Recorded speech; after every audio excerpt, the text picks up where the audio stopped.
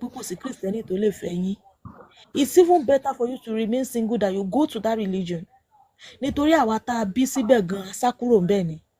So what are you people still doing there? Ẹ ṣorogún láyé ẹ tún lọ ṣe lọ́run. Bóyá torí eyín Mẹ́kà tí wọ́n dẹ̀ ń kó sí yín léyìn ni ò jẹ́ kọ́pọlọ yín pé wọ́n máa pè yín ní àlejò nínú ìlú yín. I pray God help you people. Amen. All for Christ. You're welcome, sir. Ẹ ṣé ẹ kálẹ́ sà. Ó lè jẹ́ ẹ kálẹ́ o, ẹ kú iṣẹ́ Olúwa.